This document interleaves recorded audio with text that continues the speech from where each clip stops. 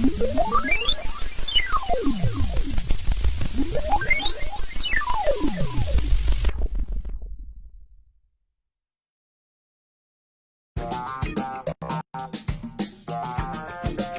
Therapy 911 and the Roll Call Room podcast present Steph and Nick's Straight Talk, Stop the Stigma. Join us every Sunday at 7 p.m. Eastern Standard Time on Facebook Live.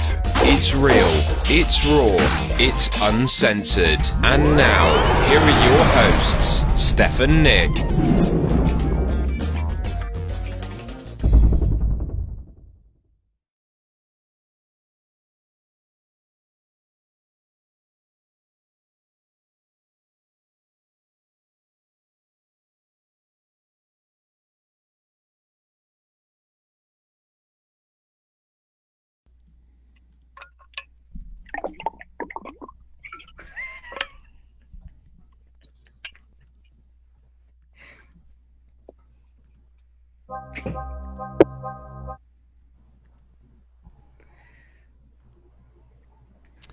Hello, everyone, and welcome to episode number 5 of Straight Talk, Stop the Stigma with Steph and Nick.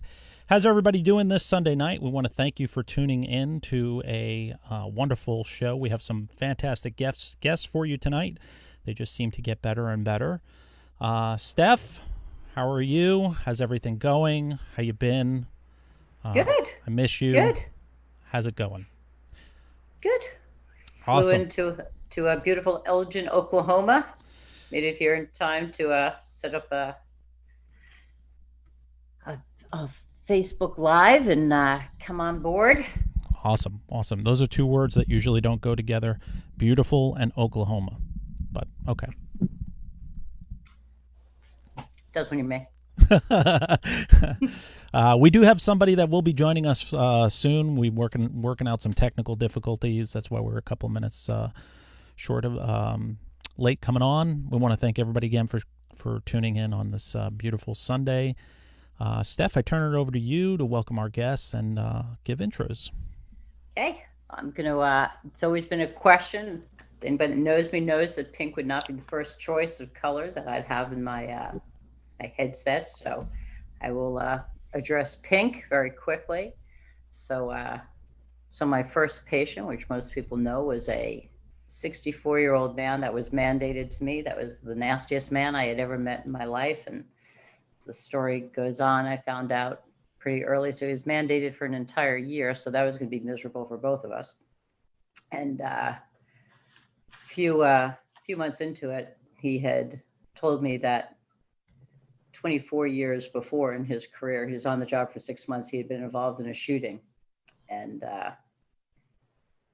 he ended up going to his best bud's house after work, poured him his first drink, and game on from there on in, and kind of series of events. So by the time he got to me, he was pretty seasoned in being angry. And his best buddy was in the hospital, and said to him, "You're going to go see him?" He said, "No." She wasn't like him. I said, "Why not?" He said, "Because I can't do anything for him." And I said, "If he told you he was scared and he needed you to be there," he finished my sentence. He said, "I'd stand there until I dropped." And then I realized he was the wizard, that behind that curtain was just a gentle old man that would truly give you the shirt off the back. Then I started thinking about cops and realized what's the only thing at the end of the day they want to do: go home. Dorothy, most loyal canine, Toto, never left her side. And that cops don't know if they have the courage, the brains, or the heart to do what's going to be asked of them. Hence, how the Wizard of Oz was born. And somehow or another, I ended up as Glinda. It is my job to watch over them. So hence, how I got the pink headsets. And tonight is really a perfect night to talk about that story, because I get to spend really countless hours in my office dealing with people that my perception, though I have learned the cost of the perception, with people who not only I admire and like very much, but to me are heroes. And yet, to every one of them, the day that an incident occurred that was quote unquote the heroic event, really was just officers that were able to do their job that day. And then I truly learned the price of being a hero, the one that very few people, including many officers, that really understand what that cost is about. So today is just an incredible honor for me, truly incredible honor. And we're doing something that we haven't done on the show, because as I was talking to both Kevin McGill, who I'll be introducing, and Jimmy Mcgrath, who will be coming on, that I realized that really kind of doing this show, that I was doing a half service, because the true impact of a critical incident isn't necessarily on the officer. In fact, many times the officers would not choose to seek counseling unless their spouses addressed the changes that they saw in them. And the truth is that every officer that is on the job knows that they have to retire at some point in time. There's a maximum age in the field, and that they want to retire with an intact family with the least amount of carnage. And that's my job. So in dealing with both Kevin and Jimmy, the toll, as I was talking to both of them the other day, that I realized, because I had spoken to both of their spouses at different periods of time, that you can't do this unless you really get the insight from the spouses. And I was talking to Kevin's wife yesterday, and I was talking to Kevin, the role that his wife played after the Boston bombing became one of the most significant grounding roles for Kevin. And I then asked his daughter to come on. As you will find out as we get into it, that Catherine was running that day. She played a significant role in Kevin's reaction to the bombing. And that Catherine has since then gone on, and she is a police officer herself.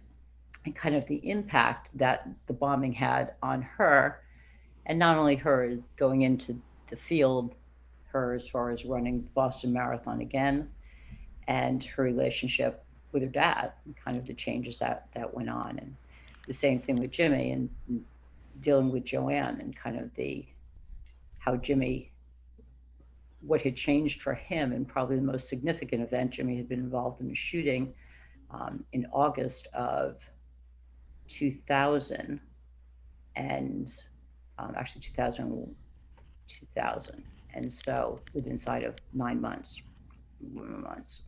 September 11th hit. So in dealing with a near fatal shooting, him going back onto the job, and then and the changes that took place. And Jimmy had a unique role after 9/11, though he was certainly in the bucket brigade, but he was on 4 truck for the ESU unit, that he was then assigned to 3 of his close friends' wives. So that day, as of September 11th, 2001, Jimmy became married to 4 women. His wife he walked down the aisle with, and 3 widows. So kind of the toll that these events take. And so often we hear other officers talking about, being a hero, being, tried and true, or what have you. And as you'll hear from Kevin was one of the 3 officers that day, and he'll make it pretty clear, that ended up on the cover of Sports Illustrated, though it certainly is, he's proud of what he did that day, that if he could have been the last man standing in any photo shoot, he would have been. That would have never been the role that he played. And truly the burden that comes along with being one of the faces of a critical incident. When we saw Oklahoma City, and we saw the firefighter carrying that baby out on Newsweek, they're just, those images stay in the public's eye. And then we assign, as the public, because I'm the public, I'm not a sworn officer, then we assign a value to it. But what we don't understand is what happens. And it's kind of what we're here to talk about, is those effects, and kind of the road to hell is truly paved by good intentions. I've unfortunately, or fortunately in some ways, as you'll understand as I complete the sentence, been been involved with quite a few widows. And although every department feels, and it is truly an honor to have streets renamed for the fallen officer, I will tell you that for the officer's family, that can be a brutal, brutal reminder that sometimes they will avoid the streets with the names, the constant fundraisers, and how do you politely say no because you're constantly picking at a scab, that there just seems to be no end to it. So those are kind of some of the things that people really don't talk about, and particularly those that have been involved in the incident, because it makes them look, ungrateful. It makes them look, we kind of blame the victims. We don't understand truly the psychological toll that all of this takes. So anyway, that's kind of the overview for what we're going to be doing today. So I'm going to excuse us if we run a little bit longer today. I think it's an important subject. I think it is a untapped subject. It is normally something that people don't think about, and I'm very blessed to be able to work the career I do and be able to gain the insight and hopefully help others to make it easier to navigate, because I think cops are wondering, am I a bad person? Why is it that I feel this way? I should be, really grateful, and yet I'm avoiding going out in public. I don't want the questions. I don't want people asking me about the Boston bombing. And the Boston bombing is a really unique scenario because it happened on Patriots' Day. So in 2013, Patriots' Day was April 15th. It is rare that Patriots' Day is going to be April 15th.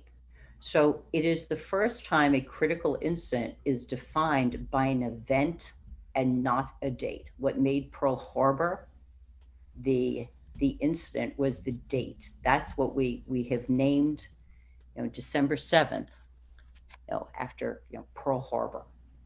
So we go from there, and then we sit back and we look at something. September 11th will live in infamy. Again, it's the date.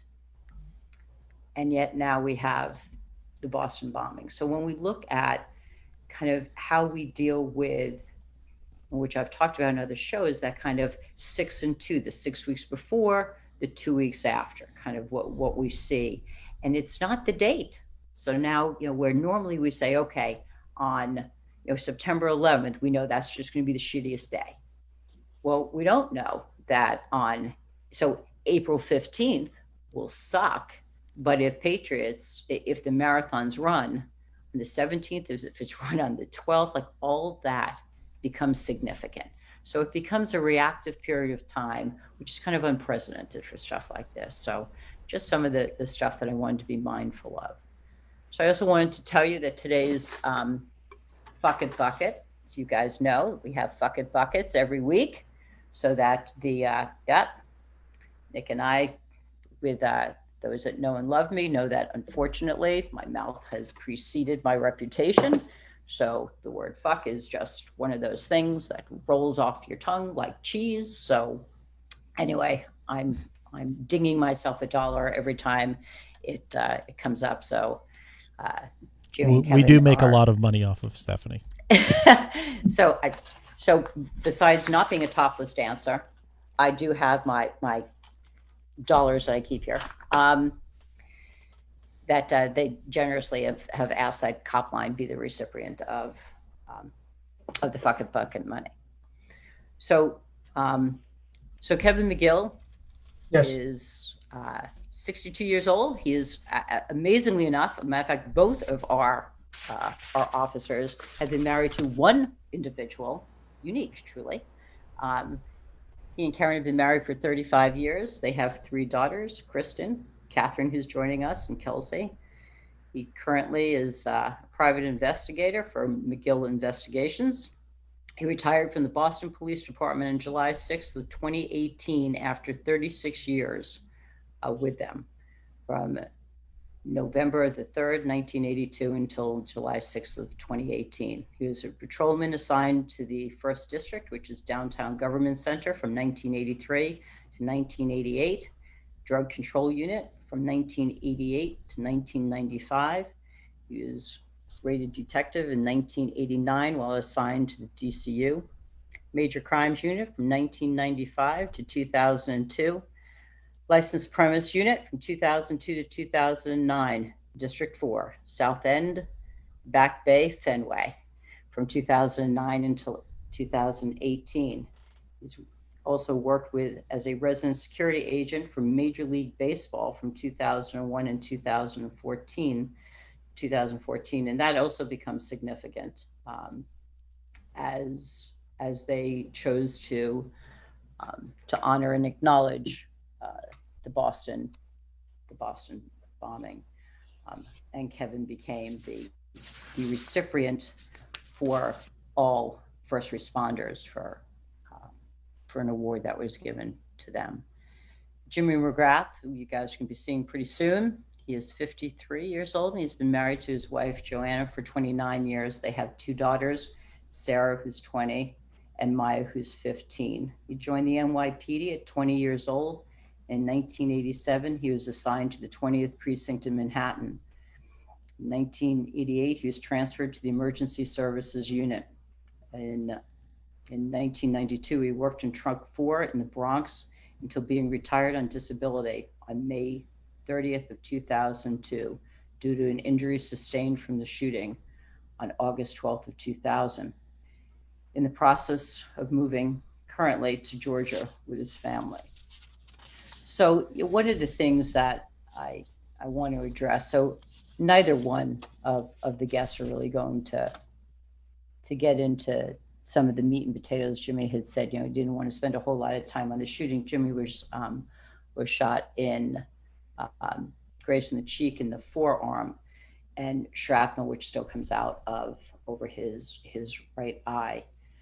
But one of the things that has continuously come up is that Jimmy is the recipient of the Medal of Honor. And for those that have any exposure to NYPD, is that it is very rare that the Medal of Honor is ever given to anybody that is still alive. It is normally given posthumously. And yet he will never wear the medal. He will never really talk about that. It is just not something that is done. And yet I listen to other people saying, if I had that medal, blah, blah, blah. No, because the event itself that gave you that medal changes you. So anyway, so I want to get into, so Kevin, you had such kind of an amazing career. Certainly exposed to a ton of shit prior to the Boston bombing. Yeah, I was in busy units. Tried to stay busy as a cop. Worked in units with my friends and had a lot of fun on the job. The only amazing thing about my career is it was so good. I mean, I didn't do anything amazing. I just had a lot of fun. Yet, one of the things, Kevin, because when I met you, and so this day, your attitude is amazing. That no matter how much shit was thrown at you, and Boston is a big department, lots of politics involved or what have you, is that you always manage to keep, and you've instilled in, I know Catherine's certainly the best of your kids, just kind of a very specific type of attitude that no matter what is thrown your way, that you find something positive. And you do your job no matter what, and you do it to the best of your ability. It was what I chose. It was what I chose to do. It was what I wanted to do. It was a family business. Who all had been on the job before you? My dad, my grandfather. Wow. Yeah. So, it was just the way it was going. I mean, it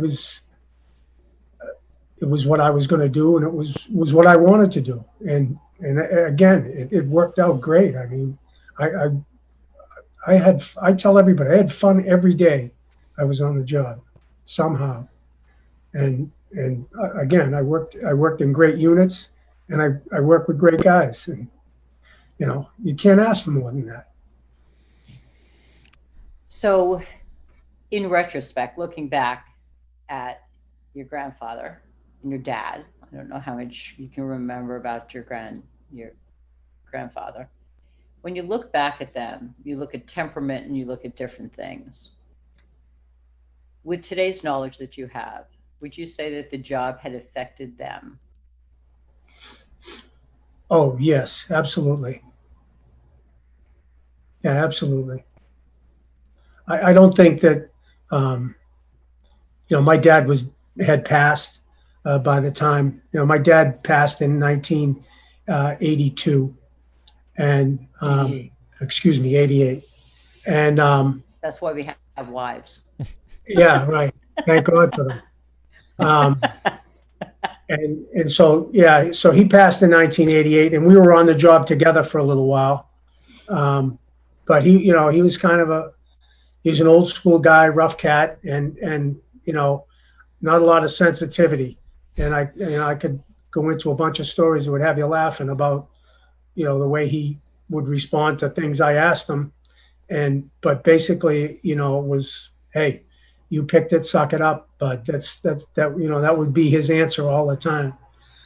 He had his ups and downs too, as did my grandfather. But I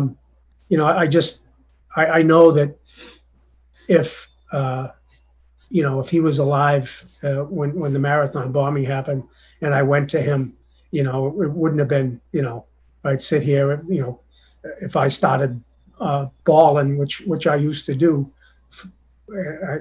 for no reason, he just would have looked at me like, well, suck it up, bud. That's life. That's the way it goes. Like, it's the job you picked, and sometimes, sometimes chicken, sometimes feathers. You know what I mean? It's not always going to be good. So, I think that, look, he was a good guy, but he just, he was an old school guy, and it was, take your lumps, get up, dust yourself off, and keep moving, which is what I've always tried to do. But after, there was, as Stephanie, nobody knows as well as you and Karen, that there was just something going on I couldn't handle.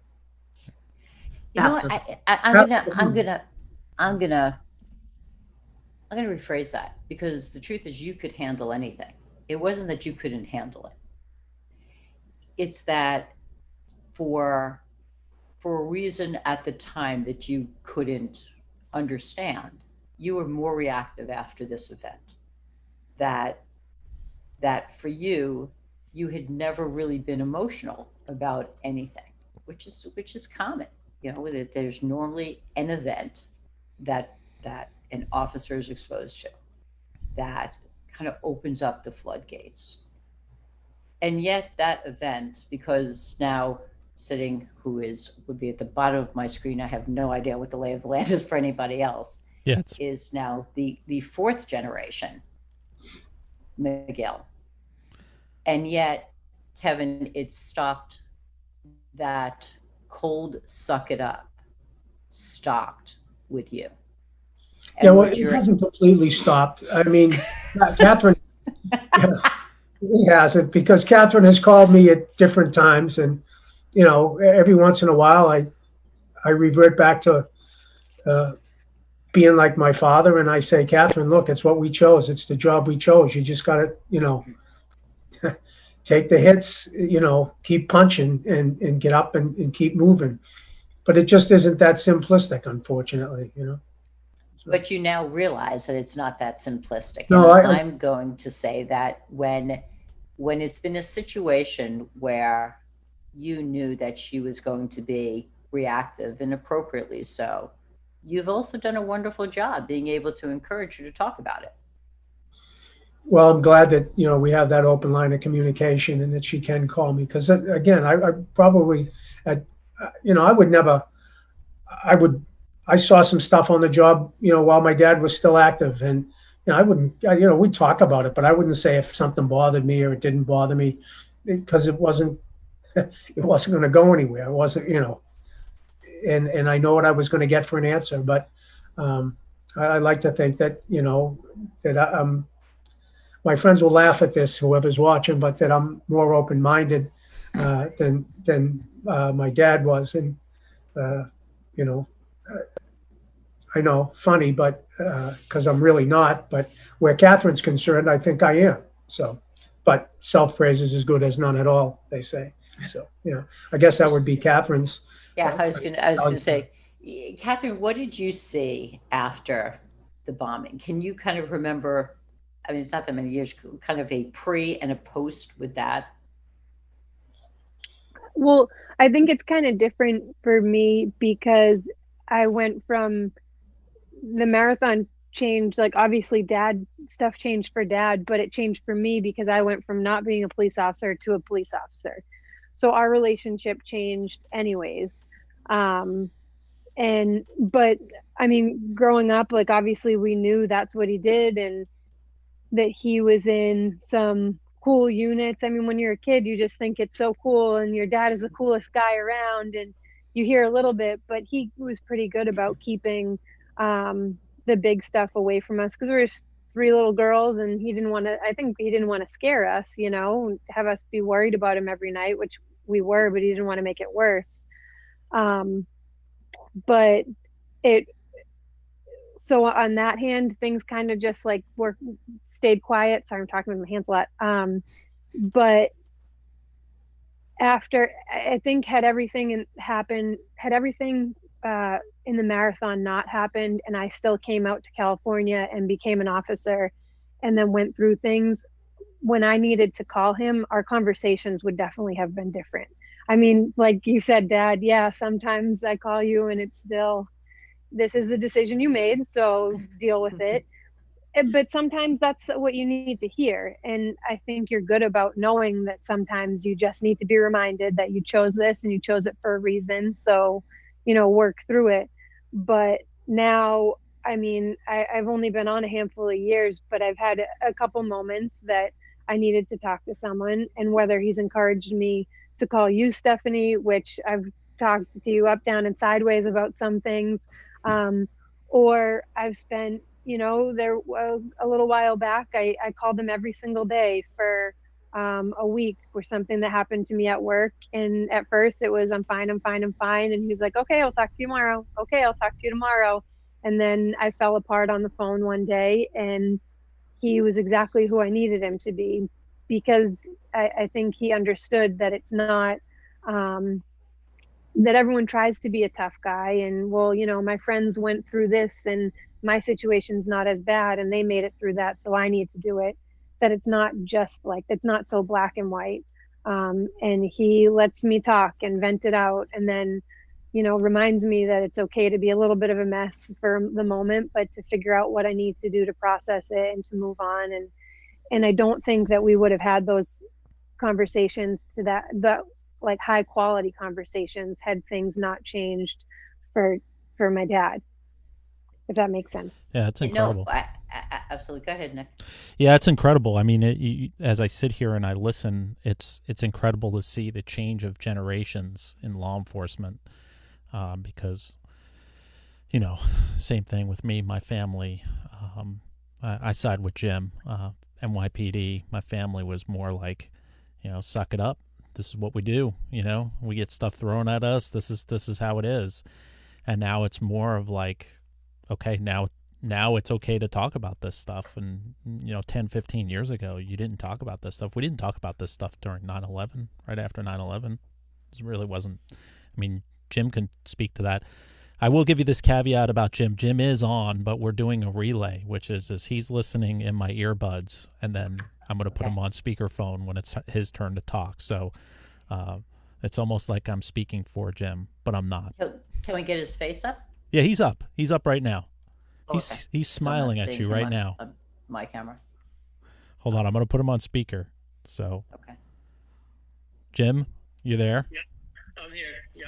All right. See, Jim is here. Okay. I am here. Okay. So Jimmy, for you, it seemed like the August kind of, the shooting for you was what initially you realized that you needed to talk to somebody. And NYPD was not going to be the avenue that you chose. Is that correct? Yeah, that's definitely right. That's definitely correct. Yeah. So for you, kind of give us the lay of the land. So you're involved in pretty significant shooting, if I recall.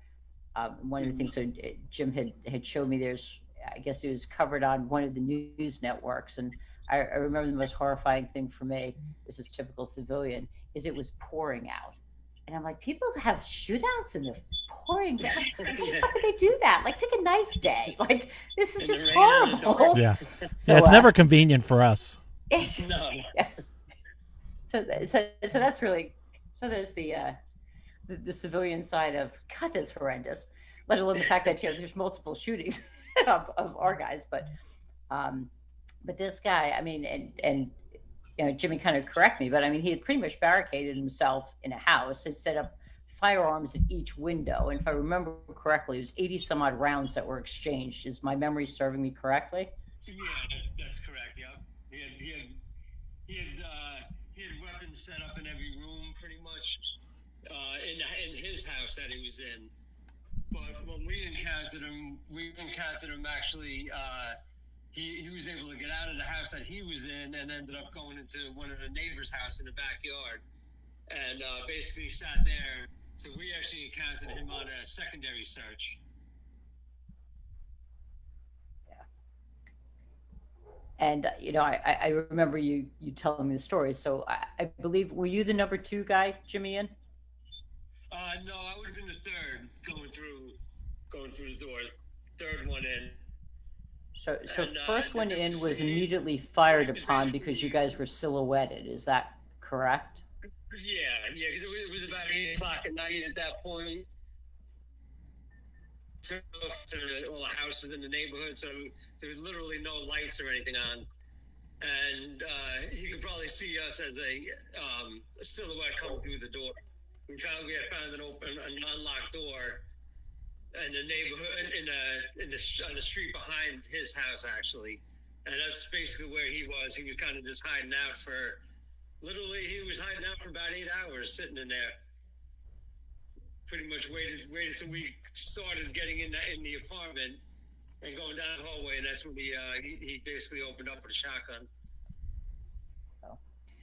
So, and I know, and we won't get into, massive details, but I just kind of want to give, you and I have done this so many times, but kind of the lay of the land so that, people can understand, as I said, well, you guys were trying to work this out, so we can hear you, which we can, which is great, was, very few people actually are given the Medal of Honor for NYPD that are still alive. And there are quite a few officers that day. I mean, thank God everybody lived. The suspect was neutralized, but when Jimmy was shot and he was in the ambulance, he was still trying to get his vest back on him and exit to take care of his buddies. And so that was pretty hard. If I remember correctly, Jimmy, was somebody screaming "Game over"? Yes, that was a sergeant that worked with me in Fort Truck, and then he ended up going to the bomb squad. But he ended up in the ambulance somehow with me that night, and he was pretty much, he's saying, the game is over for you. These guys, everybody else did it. Those guys got it. They got it. So it was kind of hard to just be in the ambulance and then hearing all the gunfire going off, and not going back out or something. It's kind of hard to digest. So one of the things that, Jimmy knows we're going to walk him right into, and this is one of the reasons why I wanted spouses on, is because Jimmy's his own worst enemy. So what would be the number one thing that you might want to do if you've been involved in a shooting and you have a spouse at home? Probably give them a call. Okay. Now, by the way, Circle gets the square on that one. However, unfortunately, he got a strike that day, way back in August. So 2000. So his beautiful bride, I believe, and Joanne, you can pipe up on this one. I believe, did you get a call from like another officer's wife or something? How did this beauty go down? It was actually my brother's wife. Yeah. So my sister-in-law called me and said, Jimmy's okay. So when she said Jimmy's okay, I'm like, Jimmy's not okay. And she proceeded to tell me what was going on. And then I needed to find out what was going on for myself. So I called. Floor truck. I called and gave somebody, They honestly didn't know what was going on at the time. but I was giving them a rash of hell. Then I called his friend at home. I said, "Come get me. I need to know what's going on." So he was off that day, the poor guy. I made him take me down to the floor truck. to the Bronx. We get in a cop car, and we end up going to Brooklyn to the hospital. And then I see Jimmy there, bandaged up, and Rudy Giuliani walking around and loading people, and like, okay, now I know he's okay. Okay. So about how long was that time period between your sister-in-law's reassuring words and the time that you actually saw your husband? How much time elapsed? I'm sorry. Yes. Oh, it was probably. Well, I had to call my parents to come over to watch Sarah, who was 10 months old. I'm going to say by the time a couple hours, maybe an hour and a half, 2 hours. Yeah, it was like the ass end of Brooklyn, and we were all upstate. Well, we lived upstate, but even for me working there, like for me getting there from the Bronx, and when we got out there, it took us an hour to get out there. So lesson learned. So now towers come down on September 11th. You're on the 4 to 12 shift. You see what's going on and you head down there. Do you remember to call your wife to tell her that things are going okay for you? Well, no, I don't think actually. I don't remember. No, There was no service. Yeah, there was no self-service then. You couldn't make a call no matter where you went. It was impossible actually. Until I got back up to the Bronx later on that night. But there was no way to get in touch. That there was not everything was down. I think Stephanie wants to ask, had there have been cell service, would you have called this time? Oh yeah. Okay. See, we learn. I mean, we learn. I mean, it takes us some time, but we learn. I mean, we could be taught. We could be taught. That's true. I was bragging, Jimmy, before you got on that you and Kevin actually are in your initial marriages. I mean, how proud I am of that. Exactly. I know in my case it says more about Karen than me. Okay. So I don't know now, how she put up with it. no. So now I'm gonna flip back to Karen, because so now the marathon happens.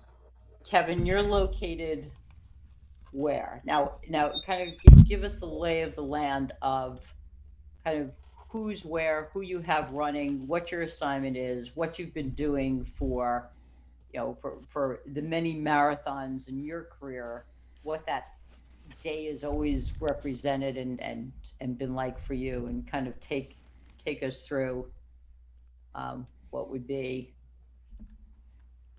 Yeah, it's funny. They're kind of connected. After 9/11, they put a lot more emphasis on security for the marathon. But even with that, and they, it was prior to, let me back up a minute. Prior to 9/11, they staffed the marathon fairly heavily, but it then became mandatory that was staffed. Everybody in the city that was available to work worked the marathon. And even in the different units I was in, prior to my going to District 4, when I was in licensed premises, our job was to check all the licensed premises, all the bar rooms, restaurants, because up all through the city, it's a big party. Marathon Day is a great day. Everybody comes out, has fun. The bars are all jammed. The restaurants are jammed. They close a lot of them off for private parties. Boylston Street, you can't even move on Boylston Street. And I'm sure anybody that saw any video from the marathon bombing, you can see, right where I was. So I was assigned down at the finish line, which is on Boylston Street. So yes, Boylston Street, right at Boylston, between Exeter and Dartmouth. But there's a big bridge, a media bridge, that's where the Copley Library is, and there's stands there. There's spectator stands on one side, and the big media bridge where the finish line is spans across Boylston Street, and then behind that, on the plaza at Dartmouth Street is that's where all the medical facilities are, the medical tents. But so I've served in a lot of different roles for different years, depending on my assignment at the marathon. And it was always a ton of fun. And the other thing about the marathon, too, is that there's a Red Sox game that morning. The Red Sox play that morning. And then they let out, that game starts, I think, at 11 a.m. Wow. and lets out around 2. And then there's just a huge crush of people come out of Kenway because they bang it out. And then they all flood into Kenmore Square and then start making their way downtown. But from Kenmore Square in, it's jam packed on the sidewalks both sides, and because it's a huge college town. So anyway, in 2013, I was assigned down to the finish line, being an older guy. The clerks, the guys that make the assignments, the clerks, they were buddies of mine, and they take care of the older guys. And the finish line is usually a great place to be. They need some guys who have a little bit more time on the job down there because the stands are there. You need to get people in and out. Not everybody has a pass to get in and out, and sometimes it's hard. So you gotta be able to finesse people in and out of the stands and things like that. And that's one thing. And the other thing is it's a great place to be. So they take care of the older guys with time on the job, because you can get in off the street for a little while. You're there from roll calls at 6 a.m. and you don't get off the street really. You don't get relieved until 6 p.m. So it's a long day. If you can be in an area where you can't really get off your feet too much. That can be a tough day when you're, even for a young kid, never mind if, you have a little bit more time on the job. So I was assigned down there, and the guy that did it is a friend, and, he, felt terrible afterwards, but, he did me a favor, and he's a great guy. So anyway, so I'm assigned down there, and that day, Catherine, her twin sister Kristen, and our niece Annie were running the race. And and again, it was a great day. It was real social. I saw a lot of guys that I had come on the job with, guys that I work with. You just see a ton of people. Most of the guys that I was friends with and came on the job with at that time in our careers had been promoted well past me. They were all bosses, lieutenants, captains, deputy superintendents. I was still pushing a broom, but those guys all had done pretty well. And so I would see all them and just have some laughs with them. And it was, you did your work and you made sure that the course was secure. And I do remember that day as well, that the big emphasis that morning at roll call was security at the finish line. They actually fortified the barricades there because they didn't want people jumping onto the race course. Apparently that was a concern for somebody, that people, and it was well-wishers and family members, were coming onto the race course at the end to hug runners and the finishers and things like that, and they didn't want that to happen. So they had metal staging, they had snow fencing, they had wooden barricades all on both sides of the finish line between Exeter Street and the finish line. So again, that day, Catherine, Kristen, and Annie were running, and unbeknownst to me, as the day progressed, I didn't realize Kelsey, our youngest, jumped in with Kristen. So Kristen was struggling a little bit. Kristen and Catherine both ran track in college, but Kristen was a sprinter. Catherine was the distance runner, as well as Annie. Annie ran in college too. And so Kristen was struggling a little bit. So Kelsey, I think, took her aunt's sneakers and, jumped in and was going to finish from Chestnut Hill and finish with Kristen so that she could get in. Now, fast forward, Annie finished probably about 20 minutes before the first blast went off. And that's where I was, right opposite of Marathon Sports, right at the finish line. The first bomb detonated, and Annie had finished about 20 minutes before. And the way I was figuring, we were trying to track the kids, and the way I had been able to track it was that Catherine actually would have been finishing right around the time that the first bomb detonated. And, I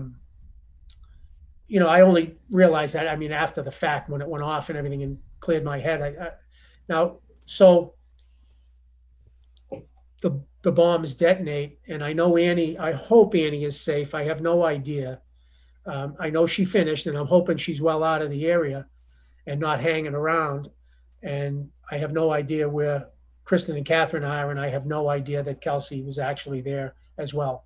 Fortunately, they didn't make it down that far. They got stopped at Mass Ave, but I had no way of knowing. And as what happened to Jim at 9/11 happened to us there was very little cell service because everybody was on their cell phone. And I was able to get one call out to Karen and tell her I was okay. Does she know where the girls were? And she really didn't. I think I told her Annie finished. But then communications went out, and now we're operating in the black at that point. There was really no communication. I was also with, there were people I knew that were in the grandstands. I lost contact with them because those stands cleared out. And, we did our thing at the finish line. And so when the first bomb detonates, then a minute later, the second bomb detonates. And then we set about trying to get everybody that's injured off the street. And they managed to get everybody off the street and into a medical facility within a half an hour. Boston, if I, and correct me if I'm wrong, if I remember correctly, before the marathon, but in a recent past before it, that was it the Israelis had come in and done a mass casualty drill with you guys? They may have, but I wasn't part of that, because I do. They I'm sure they did. I'm sure they did, but okay. Not for the law enforcement masses. They might have done that with the people that the bosses and stuff and the tactical guys, but I wasn't a tactical guy. I was just, like I said, I was just a hump. So we, the things go off and it happens, and so the street gets cleared. Now of course it's a massive crime scene, and from there. And is this what you want me to tell you, like how it progressed? Is it because I don't want to? And what? No. And what? Because yeah. So we get in and when I say we, I mean everybody, all the medical, cops, fire, EMS, civilians were involved, medical people from the medical tent, get from now. So the crime scene is from, I think it's 655 Boylston down to where we are. I think it's 760 something Boylston, because the two bombs went off about 100 yards apart. So give people an idea of what we're talking about. A football field, two football fields, kind of give us 100 yards. Say 100 yards is a football field, size of a football field. And it may be less, maybe a little more, but give or take. It's about a city block. Down there, the blocks are bigger. And about 100, I'd say 100 yards, give or take. Okay. So that happens. It gets locked down. Everybody's off that needs medical attention. Well, all of the victims from the blast that were injured by the bombs are off and gone to medical facilities and in the city, and they are all jam-packed. At that time, it becomes a crime scene. It's all locked down. Then we are told to, and I'm in uniform there. I'm a detective, but everybody's in uniform down there, and that's, if you've seen the pictures, everybody with the fluorescent vests and everything. We all had, in full uniform with the vests. And from there, they called us up to a restaurant up on Ring Road, which is a block west of Exeter Street, going towards the Prudential. And they called us up there, all detectives that are assigned to the marathon or anybody that was on the air, go up there, because then they were sending us from there up to the different hospitals, to go to the different hospitals to begin collecting evidence from the victims and to interview anybody that was able to be interviewed. So, and then they took all the other officers that were there who weren't detectives and put them on traffic posts. Understand, the whole city's locked down now, not just the area I was in, the crime scene area. That's shut down and that's locked down tight, but they couldn't let any traffic in down the whole back bay. So they took all the cops, the other guys and gals that were in uniform that day and who were coming in. Everybody was assigned to a traffic post, and it was chaos in the city. So for you, yeah, when did you realize that this was different than any other event emotionally for you? I don't. Well, emotionally, I guess kind of right away, because we had the girls running. I don't know where any of them are. I assume that Annie is safe, and I have no idea about the other two, and no idea of the third. I also have friends that I know that were in the stands that I can't account for. I don't know what happened to them. I didn't put them there. They were there on their own to see a family member run, but I knew them. I saw them coming in. We talked. They were in the stands when that happened. So it's fair to say, I was working with as a partner. I couldn't find him for over an hour. So this is the first incident that you had been involved in where you knew individuals that were part of potentially the event. Every other event. First one? Yep. So this is the first time in your career that you are involved in a critical incident where you would know some of the individuals potentially involved in the event. Well, know them as far as they were related to me or they were family friends. Yes. Yeah. Anything else that happened, it would have been other guys that I worked with, other cops and, victims, witnesses and stuff, people I didn't know, but it was the first time that that anybody that and that related really to me potentially been involved. So one of the things, when I was talking to Karen yesterday that came up was, so Kevin doesn't know kind of where everybody is. Karen's, now is able to figure out what the kids are, where they are, and what she's able to astutely do. And this is really the role of a law enforcement officer's spouse or loved one, is to figure out what your loved one who wears that uniform needs and figure out how to take care of it. And Karen, what decision did you make that day? So once the girls were safe and I knew, I had gotten them and they were at a gathering with all family, friends, and they were safe. I needed to see him. So much like, I think your name's Joanne, right? I think much like Jim's wife, much like Jim's wife who needed to see him, I needed to see Kevin. So I went he was at Boston Medical Center interviewing witnesses and victims and whatever. And somehow, they weren't going to let me in, but somehow I managed to get myself in there. And I found a friend, a police officer friend, and he went back and got Kevin. And before I hugged him, I took a picture. I thought it was very important for his mother to see that he was okay, because she had left me a voicemail and I couldn't call her back because the cell phone service went down. I did manage to get a Facebook message through Facebook somehow to my sister-in-law that, yep, he's okay, but I haven't seen him. So anyway, when I saw him and I took the picture, that made me feel good. It made him feel good that his mother, knew he was okay. And then I sent the pictures to the girls. He was like a rock until he came home that night. He was pretty emotional. And then he was really quiet, really, really quiet for quite a few days. And I think soon thereafter, he got in touch with you, Stephanie. And I think Brian got in touch with me. I'm sorry. I think that's when Brian wanted to talk to you, and I could see a difference then.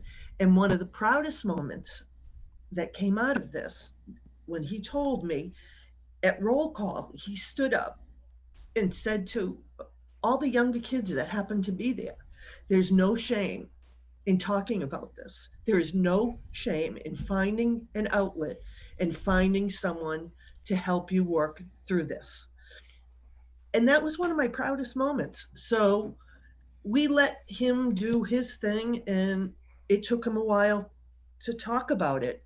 And when he did, we let him go on his own timeline. I will say that the picture was an axe, like an albatross around his neck. He hated the picture.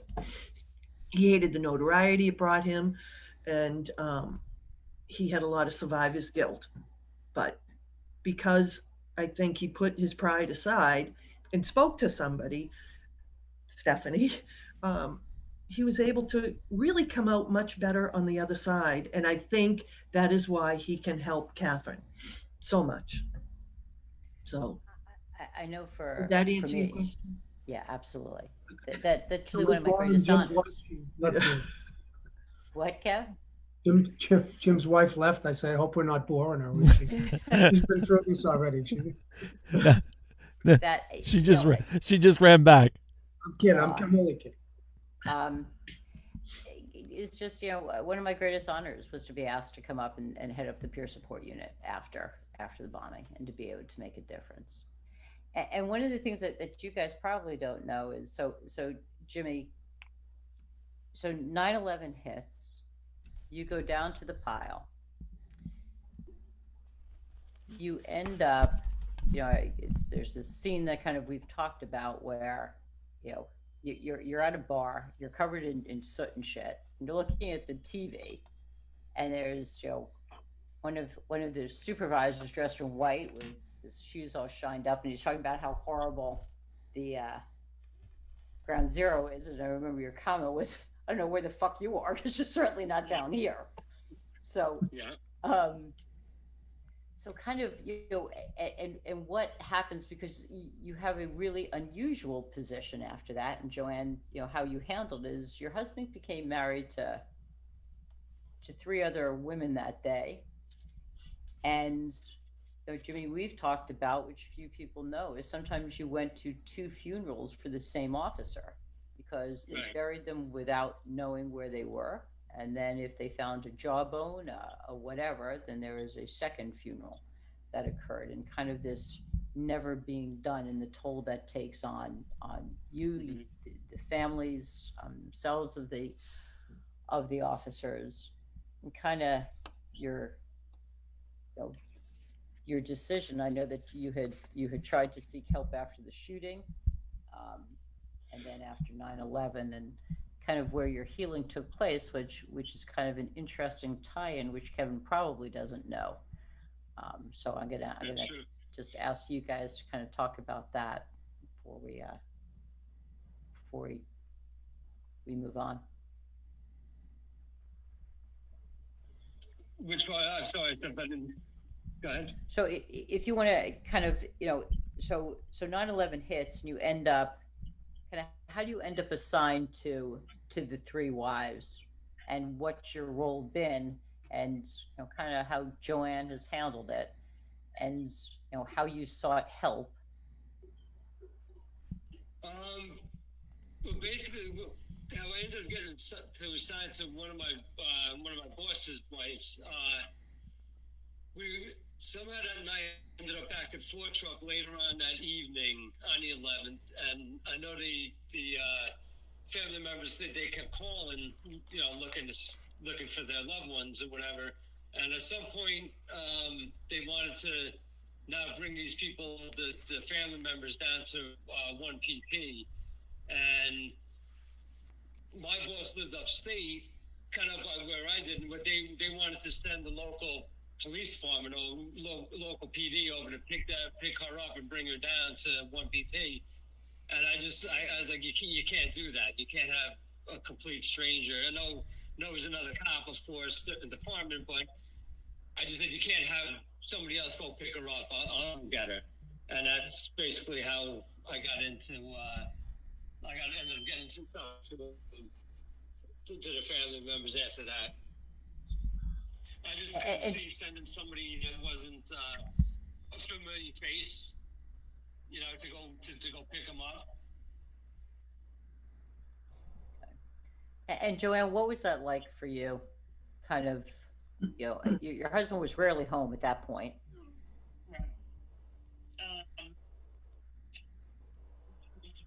Sarah was little. Sarah was, turning 2 then, starting preschool, and then Jimmy was rarely home again. He was with his other family, or families, but I knew that's what he needed to do. That's part of the job. And did I resent it? I did. That's awful. And they had no one at this point. Their spouse was gone, and yet I was angry. But how do you explain that? She was just in that same situation when you think about it. From my shooting, she was in the exact situation 10 months earlier. Right. Basically taking the seat, having somebody else driving you down there, not knowing what's going on. So she kind of she went through it twice almost. But you're it's a difference. Yeah. So over time, I mean, you obviously you end up, talking to somebody, and kind of begin this process, after the shooting, kind of 9/11, and there's a really significant event that ended up, I think, more than anything else, helping you heal, and it's where you actually will connect to Kevin. Mm-hmm. You want to talk about that?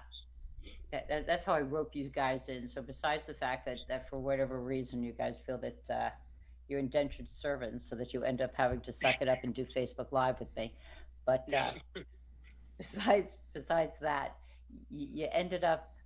I called you up because your other skill is you're one hell of a carpenter. And what did I ask?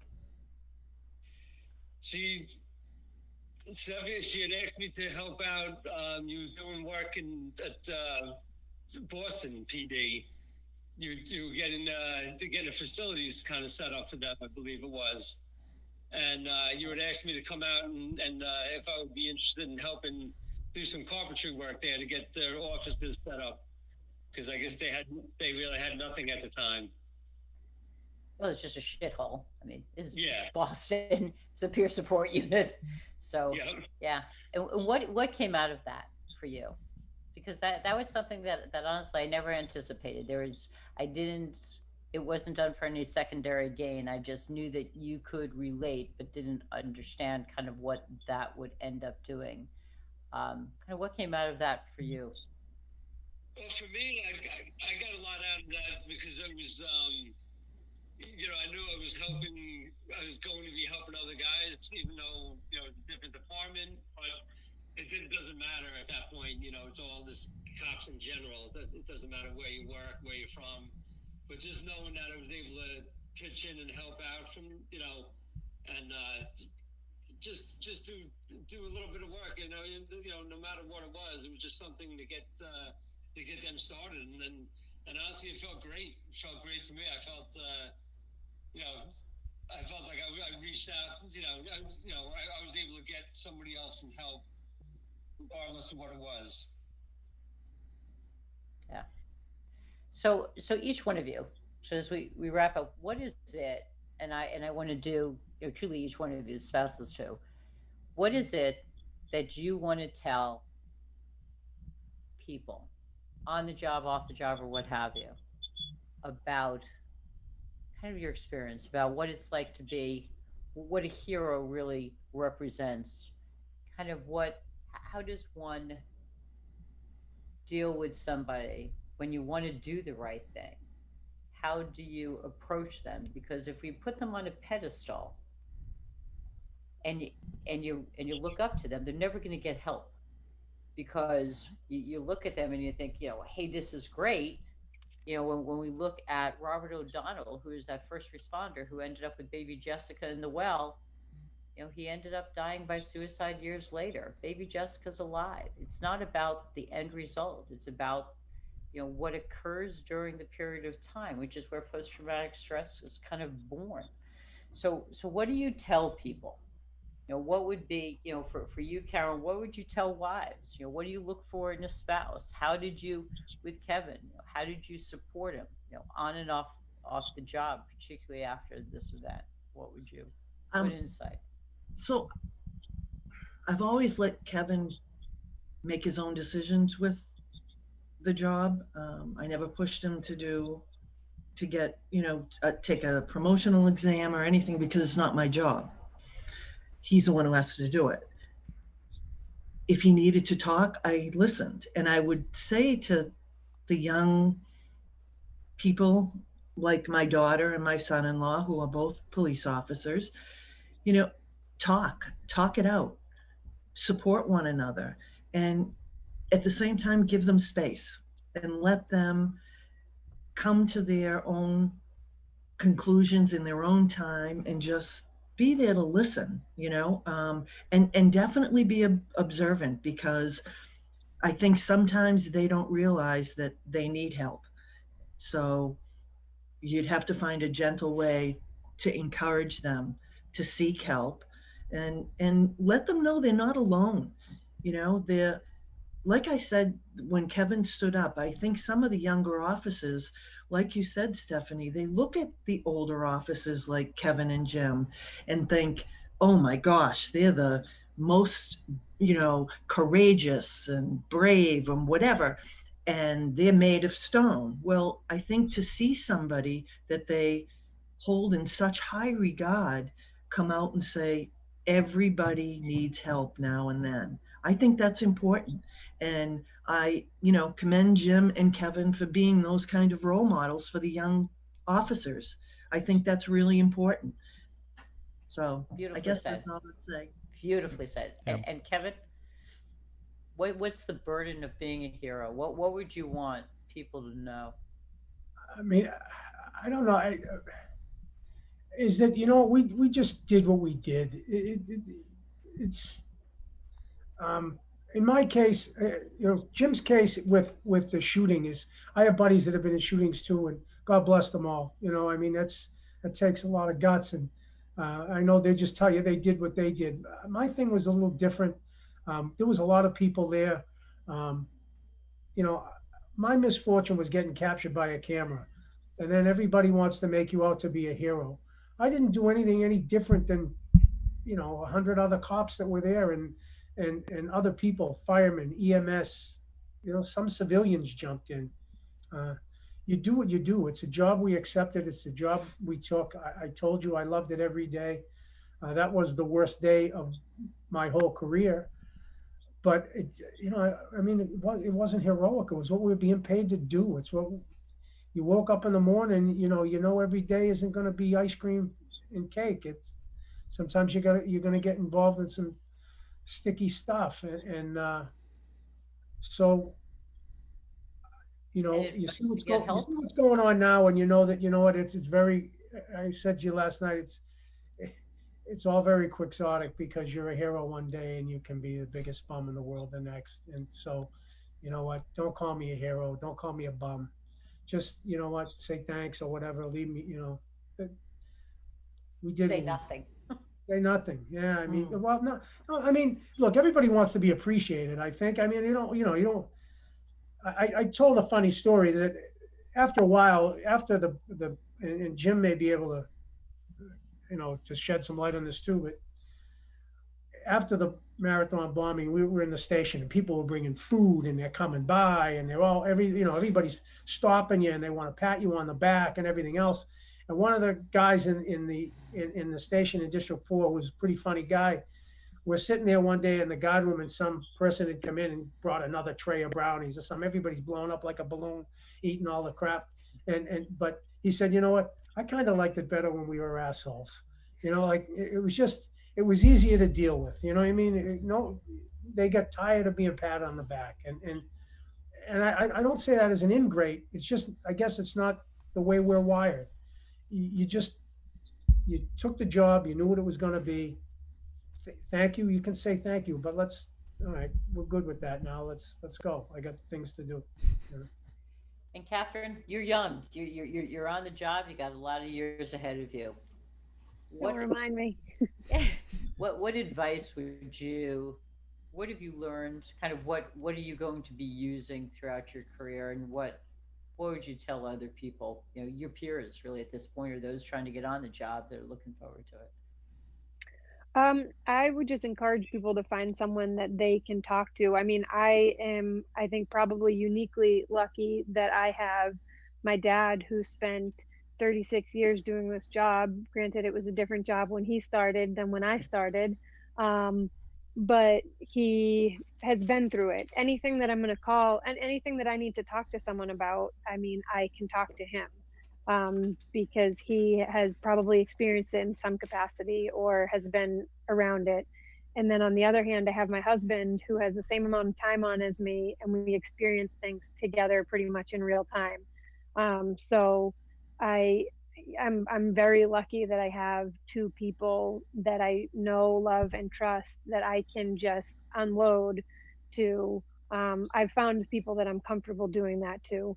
And if that's not enough, then I have used our wellness services through my department, because sometimes you need a third party. You need somebody that isn't someone that knows you inside and out to just kind of look at things a little more objectively and tell you, this is what's going on, or this is something that might help you. So for people with, a lot of years left, like I still have, I would encourage them to find those people. I mean, my twin sister, I can call on maybe not everything that I go through, but I can call her on a lot of things. And even if it's just, oh, I went to this gory scene, let me give you these details, because we used to watch all Rescue 911 when we were little. I know she can handle it. And it's another outlet to have, that I can get things off my chest, and they're not going to judge me, So just to find people and not be afraid to reach out to people, because people want to help, and the people close to you want you to be okay with your day-to-day job, because otherwise it's going to build up, and they're going to have to help put out a big fire instead of a couple little ones. Exactly. So, I'm lucky to have people that I can go to, and I'd encourage people to make sure they find their dad and Nick, Yeah. Perfect. And Jimmy, you also are a legacy. I think your dad was on. Was Daddy ESU? I know he was NYPD. No, my father wasn't, but my father, Joanne's dad, was in commercial service also. Okay. In the same truck. We worked in the same truck too. Oh, so what would you tell, particularly Jimmy, what's going on with New York? What do you tell your men and women if you got 2 minutes to give them sage advice, and that you wanted to be part of the solution and not the problem? What advice would you give them? I would definitely tell them that there's definitely there's no shame in getting help, talking to somebody. That's the most important thing. It's actually you have to find somebody to talk to. You can't keep bottling it up. But we all think we're Superman, of course. We can do anything, but it does get to you after a while, and you do need to talk to somebody. You need to have somebody they can confide in, and also include your family in things too. That's one of the things that I kind of in the beginning never really did, and realize that does come back to kind of bite you in the ass after a while. You really got to, you don't have to go into every little detail, of course, but when you come home from work and you're super stressed about something, you might want to fill in your loved ones a little bit, because when you don't, they don't know what's going on. You don't want to always take work home with you. That's the thing, of course, but you have to be able to talk to people, and especially talk to your family too. That I would highly recommend. Terrific. And Joanne, what sage advice would you give some of these spouses right now, whose husbands or wives, or what have you, or with NYPD and kind of what we're looking at? The communication needs to be open, and encourage your partner to seek other venues, therapy, talking to somebody. You need to talk about it. You always need to talk about it, no matter what it is, something big, something small. Like Jimmy said, not all the details. They don't always need to know the gore and, the horrible parts of it, but communication needs to be there. And I have to say, he took it upon himself to come to see you, and I thought, that was a great thing, because at the time there was the stigma, and especially with the NYPD, especially in my unit too, and especially in the emergency service unit. There's big brawny guys, and no one has these mental health issues, so to speak. But we need to communicate. So I think it was great that he sought you out, and I thank you. Truly my honor. As you guys will say, I just did my job. So, and the other, caveat to this with the spouses is it's the non-judgmental listening. It's being able to hear what your loved one's going through without judging, without second guessing what they've done, but to be able to be there, because otherwise you're going to shut them down pretty quickly. So truly amazing day, amazing Facebook Live, amazing. You guys are just truly some of my favorite people. Just the honor and the respect in wearing the badge, but truly what has gone on beyond the badge, being willing to come on, being willing to talk about it, being willing to really try and break down that stigma of the importance of being able to go through whatever it is, and understanding the pain behind these critical incidents, these heroic acts. So next week, we're going to be bringing on Kevin Lawrence, who is the executive director of the Texas Municipal Police Association. In Texas, there are no such things as unions, so that would be a union if they had them. And they deal with the lobbyists and the Legal Defense Fund and kind of the mental health issues of TMPA is a little over 30,000 strong. So we're excited about bringing Kevin on to talk about kind of what Texas is doing and the lay of the land out there, and what it's like to have a strong police association or union head that is leading a charge to take care of officers, particularly during these unprecedented times. So Nick, I thank you. I thank you for always being supportive of what we're doing, and making sure that everything's going, and interjecting and helping really home in on a lot of our topics that are just near and dear to your heart. Very much. So many different levels. So thank you. Thank you, all. Steph. Thank you. Thank you for all you Thanks do. for the Thank you. opportunity. Absolutely. Absolutely. All right, folks, we'll see you next Sunday, same bat time at 7 p.m. on Sunday, 7 Eastern Time. And thank you all for spending your Sunday evening with us.